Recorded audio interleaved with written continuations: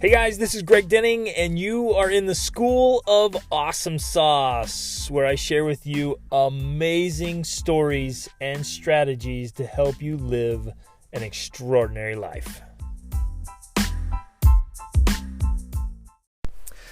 Hey my friends, thanks so much for joining me for another episode of the School of Awesome Sauce. Today's going to seem a little different and kind of off. I'm just going to share some crazy stories that happened to me in my early teens, and things that just, when I think back about, like, did that seriously happen? Like, that is crazy. And just some of the stories and adventures that happened to me, and I guess, had a formative part in my life. And when I look back on them, think about them, like, yeah, that made a difference. So there I was. We were living in Dallas, Texas at the time, and we went down there, and I loved it. I loved Texas. Loved the Texans, and they love Texas. And I really like my only problem with Texas is there's no mountains. So, like, come on, I need some mountains. And we were living in Dallas, and when we were in kind of northern part of Dallas, and it was wonderful. I loved it. I loved the diversity.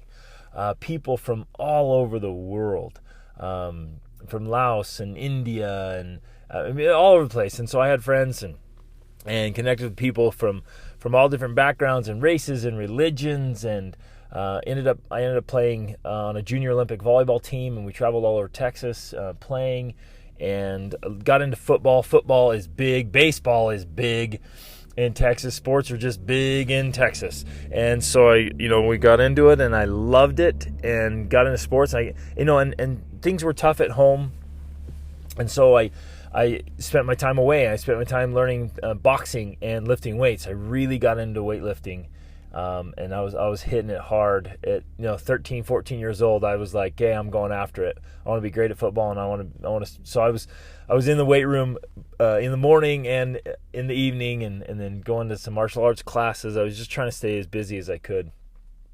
And one time I was playing football.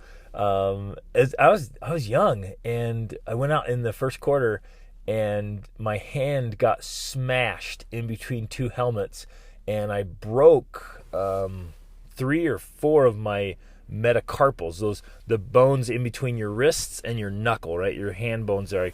I fractured all of those. And so I went out of the game. I didn't know they were fractured at the time, but I knew my hand was messed up. It was hurting.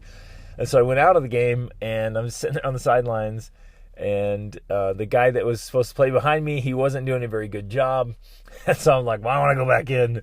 And so we put a big padded glove on my hand and taped it all up, and I went back into the game. And you're like, duh. But this is where I was, man. I was just like, oh no, I want to get back in. I want to be engaged here. I want to play. And so I went back in the game, and in the fourth quarter, I got leg whipped and broke my leg. And so that night, man, I was sitting in the emergency room in a wheelchair with my leg up and my hand up, and I walked out with 2 casts, one on my right hand and one on I think it was my right leg. That was a doozy. And it's interesting, I don't know if you guys have ever broken a bone or been in a sling or a cast or something. I started learning about atrophy and itch and irritation and lack of mobility. And it's interesting. I ended up, during that time period, I don't know why I did this, you guys, but I became somewhat of an adrenaline junkie, and I was trying all kinds of crazy things, trying to do flips off trampolines and jumping off things, and I ended up breaking quite a few bones. That was not going to be the only time I was in a cast. I ended up dislocating both shoulders many times, and broken hands and broken arms and broken legs. I was in casts quite a bit during that time period. Oh man, my poor mom. She got tired of taking me to the hospital. But it's interesting. I guess you learn a lot of things about being in casts. I just started having this aha of like, man, I have been taking that for granted. The ability just to move my hands and have full access and movement and ability of my hands and feet. And when you get in a cast and you have to stay in a cast for quite a while, boy, you end up, really appreciating when you don't have a cast on. And it's interesting how often, you guys, we take things for granted, right? I remember working with a young man internationally when I was in Peru. He'd had an accident 2 different times, 2 different kids. He had an accident as a kid, and because they didn't have access to good medical facilities, something had happened in his neck, and so his neck had remained stiff, and he literally was unable to move his neck. And so if you ever wanted to turn and look at something, he had to turn his entire body. And I remember meeting with him, and I ended up working with him for a while, and just this reality check, like, wow, I have taken that for granted my entire life, that I can just turn my head. And it filled me with gratitude and compassion for him. Then I worked with another young man who'd had an accident when he was a kid and didn't get his leg corrected. He needed to get his leg corrected, but he never did. There was not medical facilities to do it. And so he had a very, very severe limp the rest of his life. And he could only walk very slowly. And I was walking with him quite often. And we had to walk so slowly. And again, I just a reality check there and filled my heart with gratitude, like, okay, I'm grateful that I can walk, and I'm grateful for a lot of things I have. And so I guess one of those big lessons right there out of that one is an invitation to all of us, like, to feel gratitude. Are you grateful for the fact that you can actually listen to this, right? It means you have some kind of device and your ears are somewhat working to hear me, and grateful to be able to hear, grateful to be able to see, grateful to be able to smell. I have friends that they can't smell things, right? It'd be great. And you're like, sometimes I'm not grateful, I just smelled that. When we lived in India, I'll tell you some stories about that later, but when we lived in India, man, I smelled things, whoa, that were so bad. Some of the smells in that country are horrendous. And like it makes a skunk seem like perfume, man. It was bad. I wasn't grateful to smell that. But are you grateful for touch and for tastes? When my grandfather, he got cancer and he went through chemotherapy and radiation, and it burned his taste buds. So food no longer had taste. And I remember thinking, wow, I'm so grateful for taste. And for your fingers and your toes and your body and your joints and your heart and your lungs that you woke up today, right? Just to be grateful to be alive. So I hope that inspires some gratitude in you. All right, another story. So there I was. Like I mentioned, in my high school, there was a ton of diversity, and I loved it. And on the football team and the baseball team and just in my classes, I was friends with people from all races and religions. And, you know, you got in with the guys on the team and had that connection, and it was awesome. You know, I was still quite shy and timid, and pretty reserved, but they would reach out to me because I was pushing hard and playing well in the sports, and they did that. I actually later on became more timid and more shy. When I left Texas, it was harder for me to reach out. But so I was connected with them, and you know, after the football games, we'd go out to CC's Pizza. And you guys, there was I could tell you stories, but I won't. I'll spare you of stories of things that I heard and things that I saw and experienced that, wow, just so heart-wrenching. And there was quite a few gang members on the football team, and the stories they would tell me on Monday about what they had done and seen over the weekend was horrendous. Even like shootings, drive-by shootings and gang fights, they'd come back and tell me about them. I was just blown away, and there was I saw a lot of gang activity around there and tragedies.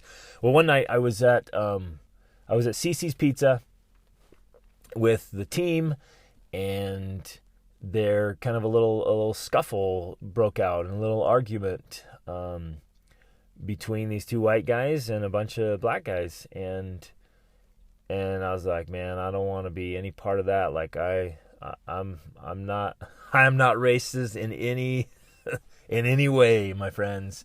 And I'm like, I don't want any part of that. And I was with this. There was this girl there, Beth, that I knew, and we were kind of standing over the edge. And as it got more and more heated, like we were just kind of backing away.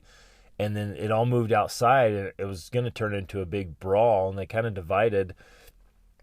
And then these two guys, I can't, I'm hesitant to even say what they said, but I'll share it with you. But it blew me away that there could be so much prejudice and racism and ignorance and narrow-mindedness. But basically, they got in this fight, and then they just screamed. They screamed out to this whole group of guys. They said, "Go back to Africa, you niggers." And I can't believe I even heard that. I like makes me cringe to even say that. I'm sorry for using those words, but that's what they said. And I was like, you idiots.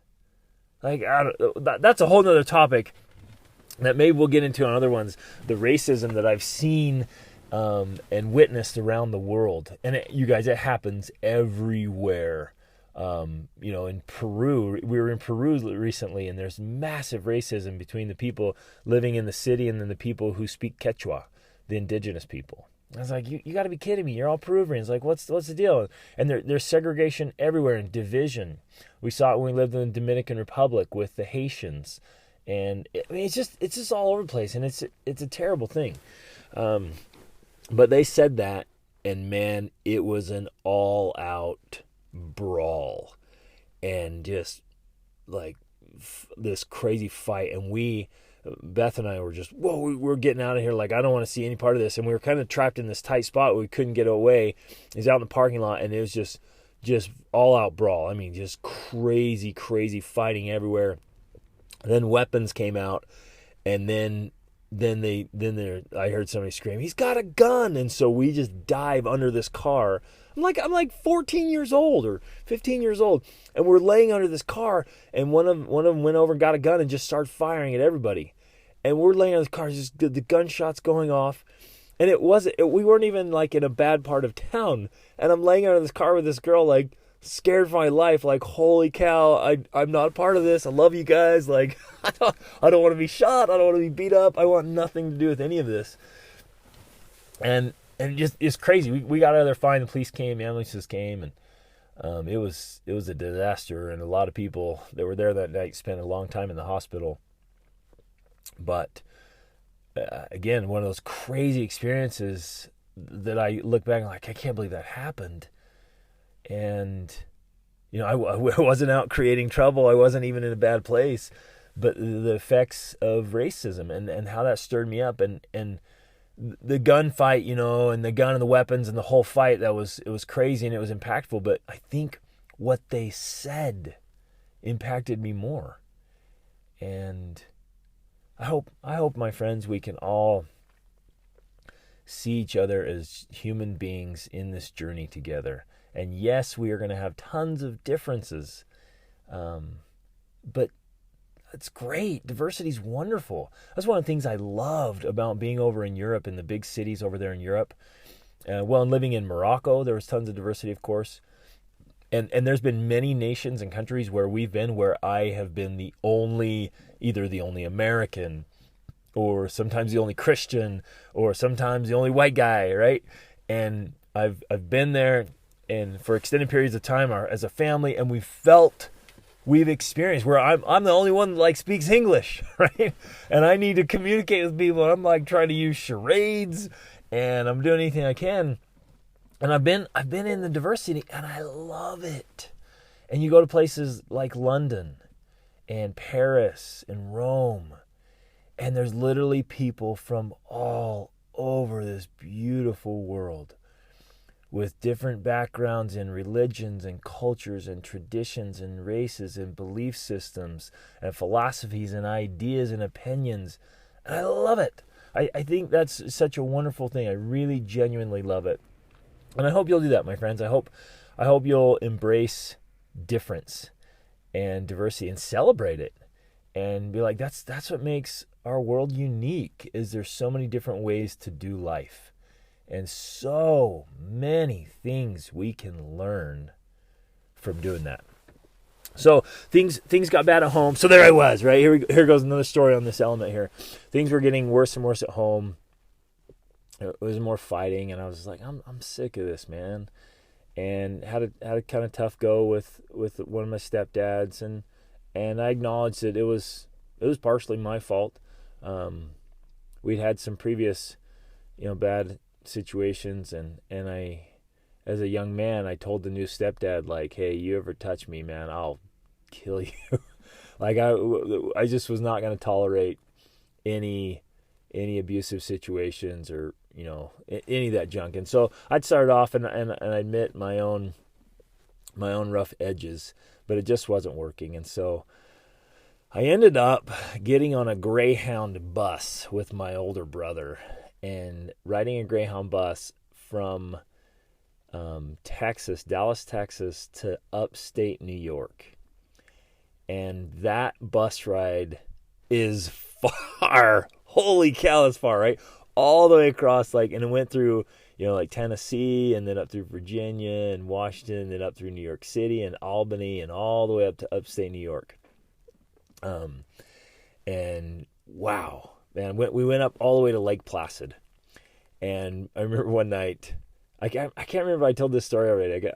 I tell this story because it just blew me away. We were in this bad part of town with the guy in the pink tuxedo. I may have mentioned this. We stopped and we got out and just the things we saw and experienced in the bad part of town, and just being on that bus, and this big old dude in a pink tuxedo offered us drugs and alcohol and girls and then boys and all kinds of crazy stuff. And just that it started. I mean, I had already seen some of it, but it was introducing me more and more to the sad situations and circumstances that many people live in. And it's interesting, some of us who are more affluent, who have had better lives, we never actually get exposed to those things. We might, see it on a movie or hear about it on the news.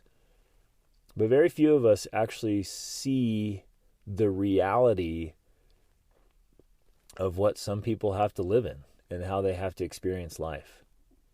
And I hope if it does anything for you, I hope it stirs up empathy and compassion and patience. And I think that was the beginning for me. I have almost unlimited patience for people who are dealt a hard hand and are in a dark place, often not of their choice, right? They're born there and they grow up there and they don't know any different. And I'll have infinite patience for people who were dealt a hard hand and don't know any better, and their behavior and their struggles. And I've worked with people in prisons and in juvenile delinquent centers, and I've heard their stories, and I've been kind of coaching and helping and teaching them and mentoring them. And then when they tell me the horrendous things they've done, I've been filled with compassion, understanding, and patience of okay, I can understand why you did that. You didn't know any better. You were dealt a rough go, man. And I started to see that, you guys, and it started opening my eyes to how much many human beings suffer. And it's hurt. And this was kind of just the beginning, because I ended up living in some rough areas, and I've told you some of those stories already in the series, but I ended up, it kind of went down from there as I was out on my own trying to survive and figure things out at 16 and 17 and 18 years old. And I ended up seeing more and more and more of it, more violence, domestic violence and gang violence and crime and suffering, and hearing the stories of rapes and abuses and murders. I'll end up telling some more stories, I'm sure, but it ended up for the next few years just being a pretty regular scene of human suffering. And it's filled my heart with compassion and empathy and this huge desire. And I think, man, that was probably the catalyst right there, is I started seeing that, and then I experienced some of it myself, hardship and want, and going through some tough things. And man, you guys, my heart is just filled with this drive and this desire to help people, to serve people, to empower them and encourage them and train them and get them out of suffering and hurt. And I hope you'll join me on that. Will you please?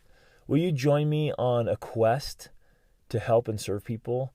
That if you have been given opportunities and privileges and blessings in your life, if you have anything good in your life, then that comes with a privilege, opportunity, and even a responsibility and obligation to give back and to help others who aren't as fortunate as you. And I'm driven to do that on every level of life, to be a philanthropist and to be engaged with humanitarian work. And just, you guys make a difference in the world. You have way more power than you think you do. But we just have to be intentional about it. And so, like today, literally today, you can interact with people. You can say encouraging words. You can be kind and patient. You can smile and, share something you've learned with someone who might be struggling. You can make a difference. And if we all do that and we bring out this energy, we can really have a positive change with people, and people are suffering. And ironically, this one of my weaknesses here, I'll show you one of my weaknesses. Like, I have very little patience for people who've been given everything and don't do anything with it. Like, it's the opposite has happened to me. Like, I'm infinitely patient with people who struggle and are hurting. And I'm like, man, they were given nothing and they don't know any better and they're hurting. But you know better, right? When I meet people like that, I'm like, you've been given everything. You've been taught, you've been told, and you are squandering your life. You've had every opportunity and privilege. You've been given life on a silver or gold platter. What are you doing? And I have very little patience for waste. In that way, when you waste opportunities and privileges, and man, I get fired. That's one of my weaknesses, you guys. I get fired up, man, when I meet someone who has had every opportunity to become their best selves and live a great life, and they just throw it away in stupid decisions and poor habits. That's what I'm working on. Like, okay, be patient. Like, don't do that, because you often don't have any idea how blessed you are and how rare it is to have so much. In fact, I would dare say that most of you listening to this, because you're listening to this, have had, a pretty good share of opportunities and privileges and affluence. And we often don't realize that, especially if you don't get out and travel a lot. If you're even like in what we would term like middle class America, it's still in the top, few percentages, the percentile of the wealthiest people on earth. There are literally billions of people on this globe who survive on less than $2 a day. And I've been there with them and been in their little huts and houses, from India to Guatemala to Morocco and Africa and Eastern Europe and through Asia, right? And in Nepal. I mean, you guys, we have to count our blessings, remember how blessed we are, and then, whatever blessings we have, whatever good opportunities and good fortune we have, let's use it for good, to do good things. One last story. So I'm telling you, this is crazy, right? Crazy story time. So there I was. We got up to Lake Placid, and I was with my brother, and we didn't have any money. I didn't have a job. I tried to get in school, and I went to the school there, and they're like, sorry, we can't let you in school unless you have a parent. I'm like, hey, I want to go to school. Like, I don't want to be a dropout. I want to go to school. And they're like, sorry, if you don't have your parent, you can't come to school. Plus, in Lake Placid, the high school charges like $235 per class credit. And I was like, I don't have any money. Like, I'm trying to like survive on oatmeal. Like, let me in. And like, sorry, we can't do it. And we ended up renting a room in a trailer, okay, in a mobile home trailer. That's how, like, oh man, it was crazy. We rented a room in a mobile home, and we were in this place with this couple, and I have a lot of compassion for them. I did not at the time. Looking back now, everyone has their story, everyone has their journey, and I, now after years and years of working with people from every walk of life, I understand why people do certain things and the decisions they make. But I didn't understand it at this time, and I just had disgust for this couple. They both weighed close to 400 pounds and just were not taking care of themselves or their place or their trailer or their life. And I was living in that trailer with them, renting a room in this little dinky trailer in Lake Placid, New York. It was unbelievable. And one day I was just sitting there on this little couch in the room, and the man was sitting there as well. And I just kind of noticed he was laying on the couch and he was trying to get up and trying to move, and he couldn't even get up. And I just kind of noticed he didn't ask for anything. I didn't say anything. It was awkward. I was pretty timid and shy. I was just kind of just sitting there doing my thing. And he was trying to get up, couldn't get up. And I was like, what is going on? And he ended up, I could just tell from the experience and the smell, he ended up like crapping his pants right there on the couch because he could not get up. And he didn't say anything. I'm sure he was so embarrassed, and he didn't ask for help or anything. And I ended up just getting up and going away, and like, I was like, did that just seriously happen?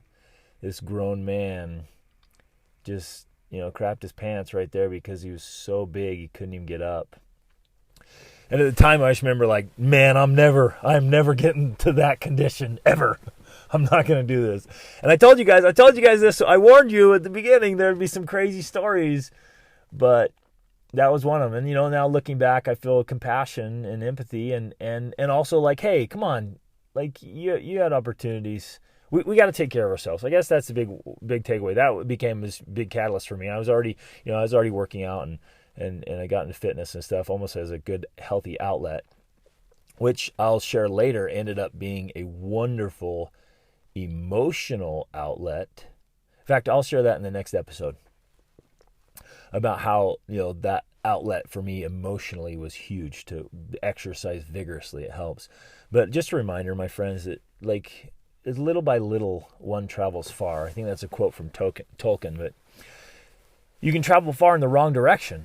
And bite by bite, it's interesting how many people I was mentoring the other day in coaching, saying, hey, look, like, think about it. How many of you are committing suicide one bite at a time? And we're putting this terrible food in our bodies, and we're eating too much and eating junk. And then we don't exercise, we don't take care of our bodies, and little by little, we can get, grossly overweight or obese or just completely out of shape. Or little by little, eating healthy and exercising, we can get into great shape and get back into great shape. And so whatever condition you're in, I guess an invitation here, my friends. Let's take care of our bodies. Exercising and eating well is a sign of self-respect. That we like ourselves and we honor ourselves and we're grateful for our bodies. Like I think every one of us should be in the best shape of our lives. And and there's this movement, like I was listening to this webinar last night, and there's this movement of like, no food is bad. We shouldn't label any food as bad. It's only bad if you think it's bad. And you don't have to exercise or do anything, or you don't have to eat well. Just accept it all and just love it all. And I get the whole point of like not being, bitter or too far on one side, but then we don't want to swing back the other way and not say that anything's bad. Like there's some food is bad. It really is. And some habits are bad. And there's this movement of like, don't call anything bad or label anything as bad. And I'm like, well, I don't know. That candy right there or that junk food, there's not any nutritional value in that thing. And it will like get in your body and be toxic. and so I don't know. I don't want to be hardcore about it, but I think every one of us in a healthy way, in a healthy, accepting way, like your physical condition does not affect your personal worth. Let me make that really clear. Your physical condition does not affect your personal worth. Okay, or anyone else. But we should try in a healthy, happy way to be in the best shape of our lives. And to get there, and to be healthy and strong and energized and alive, because it dramatically affects our quality of life. So let's get there. Those are some crazy stories from my youth, my friends, and I can see them now as catalysts and experiences and memories that started shaping my view of life and the world and my own habits and perspectives and actions and decisions. And I hope they've been helpful. I hope there's some lessons you can learn from there, some takeaways today of like, okay, you know what? boy, there's a lot of different things going on in the world and people living in a lot of different ways and having different experiences. And we can learn from them. We can learn from others' experiences. We can learn from our own, and we can walk away like seriously trying to be our best selves. And like my whole journey, you guys, and I'm making mistakes and I'm falling down and I'm not near as good as I want to be. But my quest is to genuinely become a superb human being.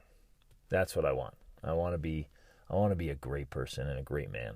And so I'm going after it. I'm working on it and learning and growing. And thanks for joining me on this journey, this quest for personal greatness. Awesome is always an option. Reach upward.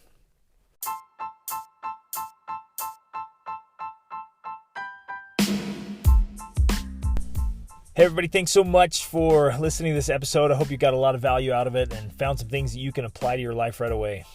Hey, I'm being totally sincere when I say I live to help you live your extraordinary life. So I hope you'll reach out to me if you have any questions, or let me know how I can help you in any important area of your life.